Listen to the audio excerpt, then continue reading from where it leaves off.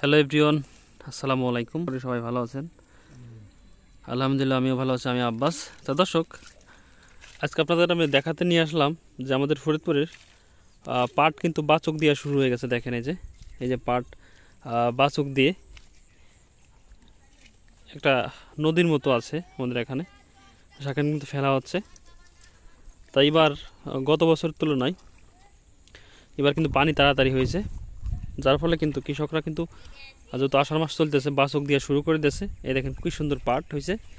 আমার কাকা মস্ত কাকা খুব ভালো মানের একজন কৃষক।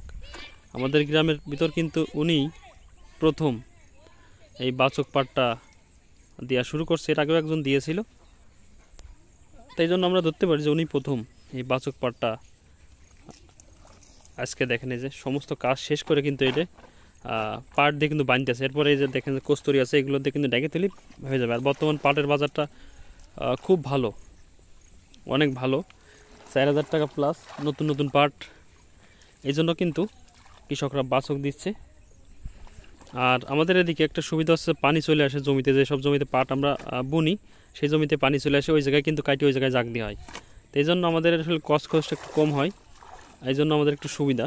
এই দেখেন যে আরও 2টা জাগ সাজাইছে, আমাদের আঞ্চলিক ভাষায় জাগ বলে, অন্য অন্য এলাকায় বিভিন্ন ভাষায় বলে থাকে। এই দেখেন জাগ।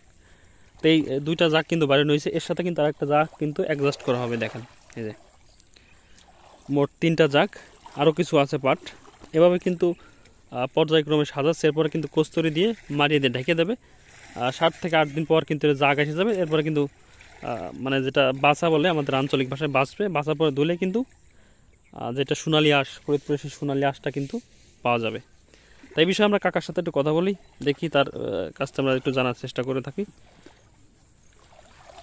তা কাকা, আসসালামু আলাইকুম। আসসালাম। কেমন আছেন কাকা? আছি আলহামদুলিল্লাহ। এই পাটটা কি বাচক পাট কাকা? বাচক। ও, তা কেমন কি ফলন আশা করতেছেন এই বাচক পাট থেকে? মোটামুটি ভালো হবে না, আর খারাপ হবে না আল্লাহ দিলি। আচ্ছা, মানে গত বছরের তুলনায় তো পাটের দাম এবার ভালো, তাই না কাকা? এবং পাটে ফলন কম হবে। এবং আমাদের এলাকায় তো পাট মোটামুটি হয়, অন্যান্য এলাকায় কিন্তু অর্ধেক মার, তাই না কাকা? অর্ধেক মার এবং ফলনও কম হবে, যার ফলে কিন্তু পাটের দাম এবার হবে, প্রচুর পরিমাণ দাম হবে এবার আশা করতেছি। লস হয়ে যাবে। এই যে কাকা, আপনাদের কাজটা শেষ হলে এরপরে কি করবেন? ডাকবেন? ডাকার কতদিন পরে এই জাগ হবে? আজ থেকে ধরো 12-13 দিন। মানে পানিটা ঠান্ডা, তাই না? পানি ঠান্ডা, যার কারণে একটু সময় লাগবে বেশি।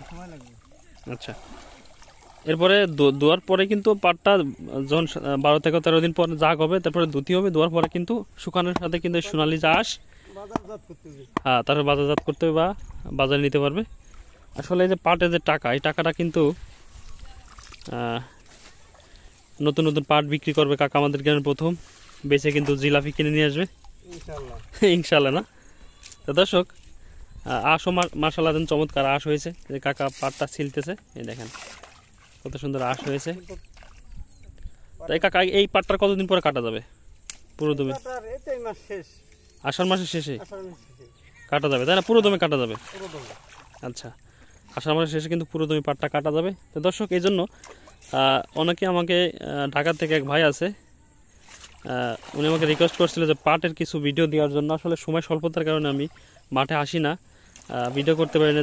যেহেতু আজকে আমার কাকা এই পাটটা বাইরে হচ্ছে, এই জন্য কিন্তু আজকে আমি এই ভিডিওটা মেক করলাম।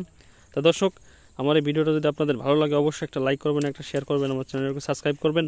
প্রতিনিয়তই আপডেট পেতে আমার চ্যানেলটাকে সাবস্ক্রাইব করে রাখবেন। তো সবাই ভালো থাকবেন, সুস্থ থাকবেন, দেখা হবে আবার অন্য কোনো ভিডিওতে। আসসালামু আলাইকুম।